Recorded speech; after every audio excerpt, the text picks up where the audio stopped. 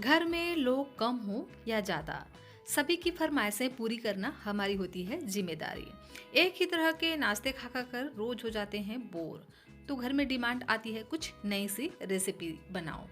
तो हम सोच में पड़ जाते हैं कि हर रोज ऐसा नया क्या बनाएं जिससे घर वाले खुश होकर के बहुत ही चाव से खाएं। तो आज मैं आपके साथ ऐसी रेसिपी लेकर के आई हूँ जिसे बनाना बहुत ही आसान है और ये एकदम ही नई सी रेसिपी है। इस तरह से आज तक आपने कभी भी नहीं बनाया होगा और ये बहुत ही क्रिस्पी बनता है। सुन सकते हैं ना इसकी आवाज़ कि ये कितना क्रिस्पी और मज़ेदार बन करके तैयार होता है। और सबसे ख़ास बात यह है कि ये बहुत ही कम इंग्रेडिएंट्स के साथ में बन करके तैयार होता है। इसके लिए आपको पहले से कोई भी प्रिपेयर करके रखने की ज़रूरत नहीं है और फटाफट से इस रेसिपी को आप सुबह ब्रेकफास्ट में बना सकते हैं या आप इसे बच्चों के लंच बॉक्स या शाम की छोटी मोटी भूख के लिए भी बहुत ही आसानी से इस रेसिपी को बना करके तैयार कर सकते हैं। बच्चे बड़े सभी को भी यह रेसिपी पसंद आने वाला है और सबसे खास बात यह एकदम ही हेल्दी सी रेसिपी है जो कम क्वांटिटी में ढेर सारा बन करके तैयार हो जाता है। तो चलिए फ्रेंड्स, इसे बनाना स्टार्ट करते हैं। Hello everyone, Ritu serial recipes में आपका स्वागत है।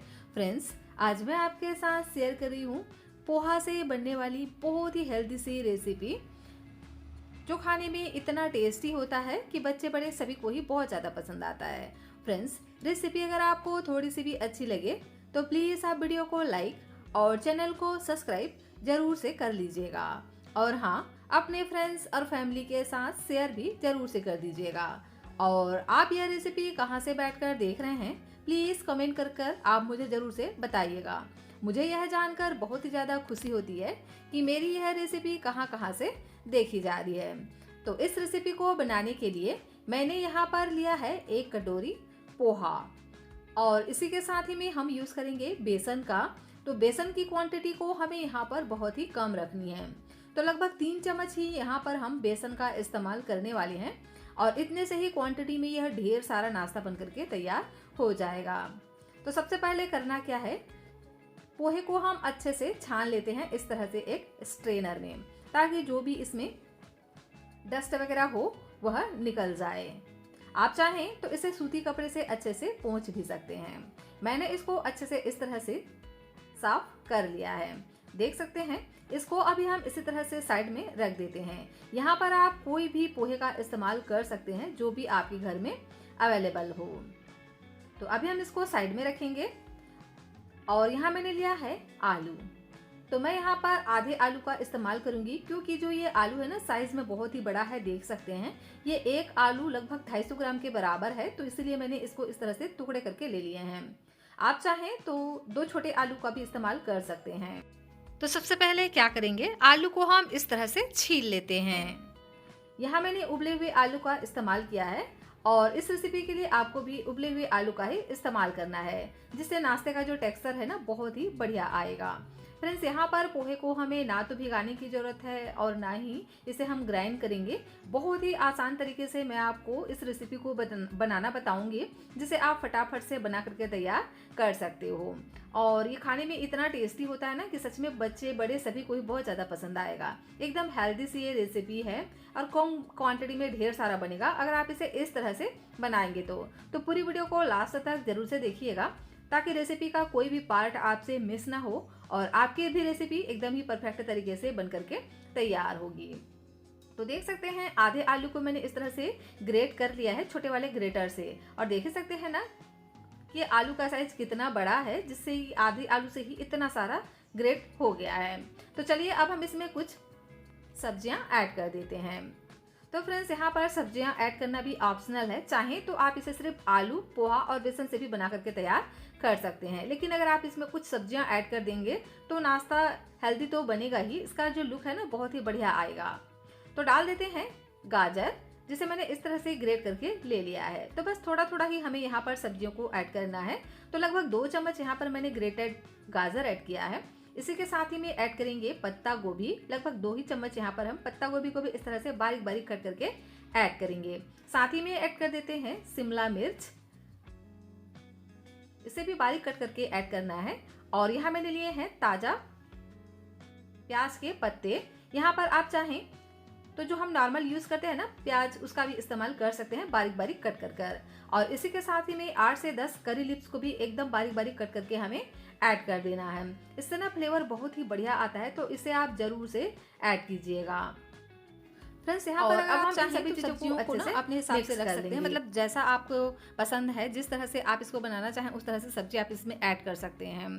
या इनमें से कोई सब्जी नहीं है तो इसे आप स्किप भी कर सकते हैं। तो सभी को हम इसमें अच्छे से इस तरह से मिक्स कर लेते हैं। और अब हम इसमें ऐड कर देते हैं नमक। तो स्वाद के अनुसार यहाँ पर हम नमक ऐड करेंगे। इससे क्या होगा, नमक डालते ही जो सब्जियां हैं ना अपना पानी रिलीज करेंगी और नाश्ता हमारा एकदम ही परफेक्ट तरीके से बन करके तैयार होगा। तो जिस तरह से इसको हम बनाने वाले हैं बिल्कुल भी आपको पानी वगैरह की ज़रूरत नहीं पड़ेगी और इसी तरह से ये अच्छे से बन करके तैयार हो जाएगा। तो स्वाद के अनुसार हम नमक ऐड कर देंगे और इसे हम बढ़िया से इस तरह से मिक्स कर लेते हैं।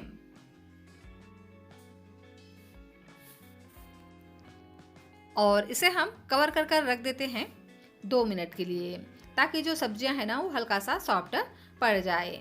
और लीजिए 2 ही मिनट का समय हुआ है और देख सकते हैं सब्जियों ने अपना पानी छोड़ दिया है और ये हल्का सा सॉफ्ट हो गया है।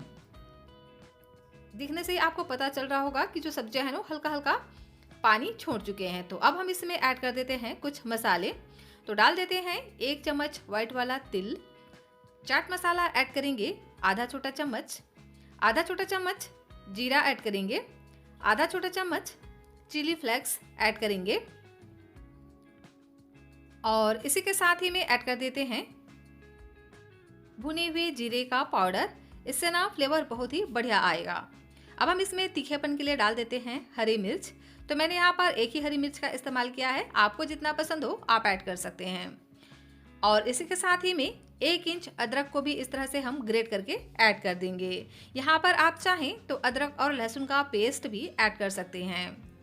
अब हम इन सभी चीज़ों को बढ़िया से मिक्स कर लेंगे। तो चम्मच से ही अच्छे से हम इसको पहले मिक्स कर लेते हैं, उसके बाद हाथों से मिक्स करेंगे। तो देख सकते हैं अच्छे से इसमें बाइंडिंग हो रही है और बहुत बढ़िया से इसमें मॉइस्चर भी है। तो अब हम क्या करेंगे, इसमें ऐड कर देते हैं पोहा, जिसे हमने अच्छे से क्लीन करके रखा था। सभी को हम इसमें ऐड कर देंगे और इसको हम हाथों से ही बढ़िया से मिक्स करेंगे। तो पोहा है ना सारा मॉइस्चर अपने अंदर एब्जॉर्ब कर लेगा और अच्छे से जो हमारा डो है वो बन करके तैयार होगा। तो अभी हम पानी यहाँ बिल्कुल भी ऐड नहीं करेंगे, इसी तरह से अच्छे से मसलते जाना है जिससे सब्जियों का जो मॉइस्चर है ना वो रिलीज हो जाए। वैसे तो हमने इसमें नमक डाल करके छोड़ दिया था, तो वैसे भी सब्जियां सॉफ्ट हो चुकी हैं। जैसे हम इसको मसलेंगे तो और ये अच्छे से सॉफ्ट हो जाएगा। और देख सकते हैं इसी तरह से मिक्स करते करते ही ये एकदम से सॉफ्ट हो गए हैं। लेकिन अगर हम इसको 5 मिनट के लिए छोड़ेंगे ना तो पोहा और भी सॉफ्ट हो जाएगा। तो इसी तरह से इसको हम कवर कर कर साइड में रख देते हैं 5 मिनट के लिए। और 5 मिनट के बाद देख सकते हैं पोहा ने सारा मॉइस्चर एब्जॉर्ब कर लिया है और इस तरह से ये बाइंड होने लगा है। तो 5 मिनट के बाद फिर से इसको हमें एक बारी अच्छे से इस तरह से गूंदना है, जिस तरह से हम नॉर्मल आटे का डो लगाते हैं ना उसी तरह से इसको हमें इस तरह से गूंद लेना है। अगर आपको ये बहुत ज़्यादा ड्राई लगे तो यहाँ पर आप 1 से 2 चम्मच पानी ऐड कर सकते हैं, लेकिन मैंने यहाँ पर बिल्कुल भी पानी ऐड नहीं किया है और देख सकते हैं ये अच्छे से बाइंड हो रहा है। तो 2 से 3 मिनट के लिए आपको यहाँ पर इस तरह से इसको मसलना है। जितना अच्छे से आप इसको मसलेंगे ना उतना ही बढ़िया से ये डो की तरह बन करके तैयार होगा और पोहा अच्छे से इस तरह से चिकना हो जाएगा। आप चाहें तो यह काम पोटैटो मैशर से भी कर सकते हैं, लेकिन देख सकते हैं ये हाथों से बहुत ही इजीली हो जाता है। तो जब ये इस तरह से चिकना हो जाए उसके बाद यहाँ पर हम डाल देते हैं बेसन को। तो लगभग यहाँ पर मैंने 3 चम्मच ही बेसन का इस्तेमाल किया है। इससे बहुत ही बढ़िया से इसमें बाइंडिंग आएगी और आपका नाश्ता बहुत ही टेस्टी बन करके तैयार होगा। और ये ऑयल में जाने के बाद ना तो बिखरेंगे और ना ही टूटेंगे अगर आप इसे इस तरह से बनाएंगे तो मैंने यहाँ पर बिल्कुल भी पानी का यूज़ नहीं किया है और इसी तरह से ये अच्छे से मिक्स हो गया है। तो अगर आपको ज़रूरत लगे यहाँ पर पानी का तो 1 से 2 चम्मच छिड़कते हुए यहाँ पर आप पानी डालिए ताकि अच्छे से इस तरह से बाइंड हो जाएं और इस तरह से डो लगा करके तैयार कर लेना है। तो ये बिल्कुल भी बेसन का कच्चा टेस्ट आपको नहीं आएगा, क्योंकि हमने यहाँ पर बेसन की क्वांटिटी कम रखी है और पोहे और आलू की क्वांटिटी ज़्यादा रखी है। तो ऐसा बिल्कुल भी नहीं सोचिएगा कि ये कच्चा रह जाएगा, बिल्कुल भी ये कच्चा नहीं रहता है, अंदर से एकदम ही अच्छे से पक करके तैयार हो जाते हैं। तो लीजिए, डो हमारा अच्छे से ये बन करके तैयार हो गया है, देख ही सकते हैं। तो इस तरह से सॉफ्ट सा डो हमें तैयार करना है। अब हम क्या करेंगे, एक बार हाथों को अच्छे से वॉश कर लेंगे, उसके बाद हाथों पर थोड़ा सा ऑयल लगा लेना है। अब हम इसके 2 पार्ट में इस तरह से डो तैयार करेंगे। तो इक्वल 2 पार्ट में पहले हम इसको इस तरह से तोड़ लेते हैं और अब हम इसको शेप देंगे। तो इसको शेप किस तरह से देना है, तो देखिए, दोनों हाथों को इस तरह से दबाते हुए इसकी जो हम रोल है ना उसको तैयार करेंगे। इस तरह से जब आप दबाते जाएंगे तो बिल्कुल भी इसमें क्रैक्स नहीं आएंगे, और हल्का हल्का अगर आपको लगे कि इसमें क्रैक्स आ रहे हैं तो उसको आप दबाते जाइए और इस तरह से एक डो बना करके तैयार कीजिए, एक रोल बना करके तैयार कीजिए। देखिए इस तरह से। तो ये बहुत ही आसानी से हो जाते हैं, बिल्कुल भी आपको कोई परेशानी नहीं होगी। बस इस बात का ध्यान रखिएगा कि इसका जो डो है ना उसको आपको अच्छे से मसलते हुए लगाना है और एकदम चिकना कर लेना है। और देखिए इस तरह से इसकी हम रोल तैयार करेंगे। तो चाहे तो आप किचन सरफेस पर भी रखकर इसको इस तरह से रोल कर सकते हैं, या आप इसको चकला पर भी रखकर इस तरह से रोल कर सकते हैं। देख सकते हैं ना, बहुत ही आसानी से ये रोल हो जाते हैं और एकदम चिकना रोल तैयार हुआ है, देख सकते हैं इस तरह से। तो आपको भी डो इसी तरह से लगा करके तैयार करना है ताकि आपका रोल इसी तरह से चिकना बन करके तैयार हो। अब हम इसको कट करेंगे। तो इसको कट करने के लिए मैंने इस तरह से एक नाइफ लिया है, आप चाहे तो इसको पिज्जा कटर से भी कट कर सकते हैं। तो इक्वल पार्ट में हमें इसको इस तरह से कट करना है। तो जितना हमें इसका साइज रखना है, एक पीस को उस तरह से कट कर लेते हैं और जो हमने पहले साइज को कट करके रखा था ना उसी के अनुसार सभी को ही इस तरह से कट कर लेना है, जिससे इसका जो शेप है ना एकदम इक्वल आएगा और देखने में बहुत ही बढ़िया इसका लुक आएगा। तो सभी को ही मैंने इस तरह से कट कर लिए हैं। और देखिए, मैं आपको एक बार और दिखाती हूँ कि जब हम इसको रोल बनाएंगे ना तो इस तरह से हाथों से दबाते हुए रोल तैयार कीजिएगा। अब इस तरह से अगर दबाते जाएंगे ना तो ये बिल्कुल भी इसमें क्रैक्स नहीं आएंगे और बहुत ही आसानी से आपका रोल तैयार हो जाएगा। आप चाहें तो दोनों हाथों से भी इसकी रोल तैयार कर सकते हैं। और सभी को इस तरह से मैंने इक्वल शेप में कट कर तैयार कर लिया है। और इनके जो किनारे हैं उनको हमें हल्का हल्का इस तरह से दबाते हुए थोड़ा चिकना कर लेना है और इस तरह से सिलेंडर शेप में बना करके तैयार कर लेंगे। अब नाश्ता हमारा तैयार हो गया है, तो इसके लिए हम एक स्लरी बना करके तैयार करेंगे। तो इसके लिए मैंने यहाँ पर आधा कप जितना लिया है गेहूं का आटा। इसमें हम 2 से 3 चम्मच डाल देते हैं सूजी डालेंगे ना तो नाश्ता और भी ज़्यादा क्रिस्पी बन करके तैयार होगा। और अब हम इसमें पानी डालेंगे। तो थोड़ा थोड़ा पानी डालते हुए इसका हमें एक घोल तैयार करना है।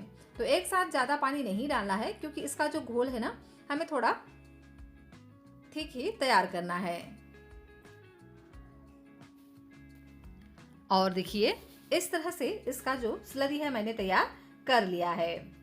तो बहुत ज़्यादा इसको गाढ़ा नहीं रखना है और ना बहुत ज़्यादा पतला रखना है। अब चलिए इसमें हम डाल देते हैं कुछ मसाले। तो डाल देते हैं नमक स्वाद के अनुसार, कलर के लिए हल्दी का पाउडर, थोड़ा सा चिली फ्लेक्स और 1 चम्मच यहाँ पर व्हाइट वाला तिल का इस्तेमाल करेंगे और थोड़ा सा डाल देते हैं जीरा। सभी चीज़ों को बढ़िया से मिक्स कर लेंगे। और अब हम इसमें ऐड करेंगे 8 से 10 करी लिव्स, जिसको इस तरह से बारीक बारीक कट करके ऐड कीजिएगा। साथ ही में हरा प्याज के पत्ते ऐड करेंगे और इसी के साथ ही में ताज़ा फ्रेश कटा हुआ हरा धनिया ऐड करेंगे। इन सभी चीज़ों को बढ़िया से मिक्स कर लेते हैं और इसको अभी हम साइड में रख देंगे। और यहाँ मैंने लिया है एक कच्चा आलू और ये एकदम ही छोटे साइज़ के आलू है, देख सकते हैं। तो आलू को क्या करेंगे, मैंने यहाँ पर पानी में इसको छील करके रख दिया था जिससे ये काले ना पड़े। अब हम इसको एक छोटे वाले ग्रेटर से ग्रेट कर लेंगे।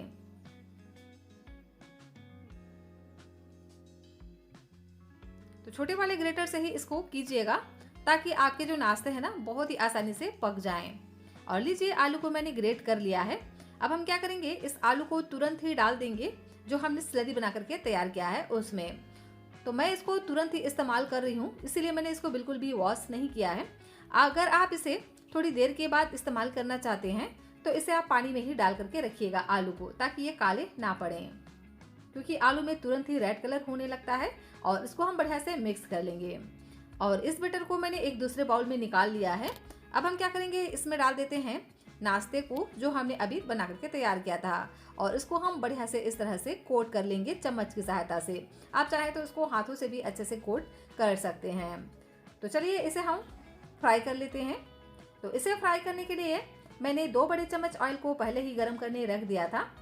तो इस तरह से हम स्लरी में कोट करेंगे नाश्ते को, और अच्छे से इसको कोट कर लेने के बाद एक एक पीस डाल देंगे ऑयल में। तो गैस की फ्लेम को हमें मीडियम रखना है, और मीडियम फ्लेम पे ही इसको इस तरह से एक एक पीस डालते जाना है। तो एक बार में उतना ही डालना है जितना में अच्छे से अलटते पलटते बन जाए। तो मैंने यहाँ पर 4 पीस ऐड कर दिए हैं। अब हम इसको और भी बढ़िया लुक देने के लिए क्या करेंगे, इस तरह से डाल देते हैं तिल। तो यहाँ मैंने व्हाइट वाला तिल का इस्तेमाल किया है। थोड़ा थोड़ा इस तरह से हम डाल देते हैं ऑयल तिल को, और इसी के साथ ही में थोड़ा सा हम यहाँ पर ब्लैक तिल का भी इस्तेमाल करेंगे। इससे ना लुक बहुत ही बढ़िया आएगा।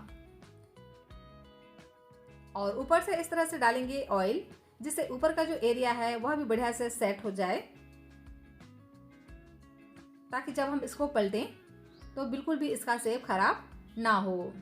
तो जब एक साइड से इस तरह से क्रिस्पी हो जाए तो उसके बाद 2 चम्मच की सहायता से इसको हम इस तरह से पलट देते हैं, और देख सकते हैं बहुत ही प्यारा सा गोल्डन कलर इसमें आ चुका है।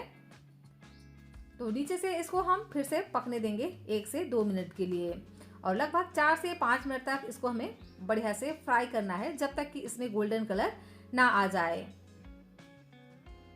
और लीजिए नाश्ता हमारा अच्छे से बन करके तैयार हो गया है। एकदम क्रिस्प नाश्ता सिक करके तैयार हुआ है। फ्रेंड्स, इस रेसिपी को आप चाहें तो डीप फ्राई भी कर सकते हैं। बिल्कुल भी ना तो ये ऑयल में बिखरेंगे ना फटेंगे, एकदम ही प्रॉपर तरीके से नाश्ता आपका बन करके तैयार होगा अगर आप इस तरह से बनाएंगे तो। फ्रेंड्स, रेसिपी आपको अच्छी लगी हो तो प्लीज़ आप वीडियो को लाइक, चैनल को सब्सक्राइब जरूर से कर दीजिएगा, और हाँ, अपने फ्रेंड्स और फैमिली के साथ शेयर भी जरूर से कीजिएगा। और यह रेसिपी आप कहाँ से बैठकर देख रहे हैं प्लीज़ कमेंट कर मुझे आज जरूर से बताइएगा। तो इसी तरह से हम दूसरा बैच भी तैयार कर लेंगे। बस एक एक पीस नाश्ते लेते जाना है नाश्ते को, और इसे हम डाल देंगे स्लरी में, अच्छे से कोट करेंगे, और इसको हम डाल देंगे ऑयल में, और ऊपर से इस तरह से व्हाइट और ब्लैक वाले तिल से सजा देंगे, और इसी तरह से अलटते पलटते हुए क्रिस्पी होने तक इसको हमें फ्राई कर लेना है। जब ये अच्छे से क्रिस्पी हो जाए तो उसके बाद इसको हमें निकाल लेना है। और लीजिए सभी नाश्ता हमारा बनकर के तैयार हो गया है। तो दूसरा बैच भी मैंने निकाल करके तैयार कर लिया है, और देख सकते हैं, देखने से ही आपको पता चल रहा होगा कि ये कितना क्रिस्पी और मज़ेदार सा नाश्ता हमारा बन करके तैयार हुआ है, और दिखने में भी बहुत ही ज़्यादा अट्रैक्टिव लगता है। जब भी आप इस तरह के नाश्ते बनाएंगे ना, और आप सर्व करेंगे अपने पूरे परिवार को, तो पूरा परिवार आपको पूछेगा कि यह आपने कैसे बनाया। इतना टेस्टी और लाजवाब बन करके तैयार होता है। और इस नाश्ते की खास बात यह है कि ये बिल्कुल भी ऑयल को एब्जॉर्ब नहीं करता है। बहुत ही ज़्यादा टेस्टी और बिना ऑयल का बन करके तैयार होता है। मतलब यह है कि हमने इसको ऑयल में फ्राई तो किया है, लेकिन ये बहुत ज़्यादा ऑयल को बिल्कुल भी एब्जॉर्ब नहीं करता है। तो आप इसे बना सकते हैं, ट्राई कर सकते हैं। और देख सकते हैं मैंने इसको सजा दिया है प्याज के पत्तों से, और ये बहुत ही ज़्यादा टेस्टी सा नाश्ता हमारा बन करके तैयार हो गया है। आप इसे किसी भी चटनी के साथ सर्व कीजिए, यह रेसिपी आपको बहुत ज़्यादा पसंद आएगा। तो फ्रेंड्स, रेसिपी आई हो आपको पसंद तो प्लीज़ वीडियो को कर दीजिएगा लाइक, चैनल को कर दीजिएगा सब्सक्राइब, और मुझे कमेंट कर ज़रूर से बताइएगा कि यह रेसिपी आपको पसंद आई या नहीं। पसंद आई हो तो प्लीज़ वीडियो को लाइक, चैनल को सब्सक्राइब ज़रूर से कर लीजिएगा।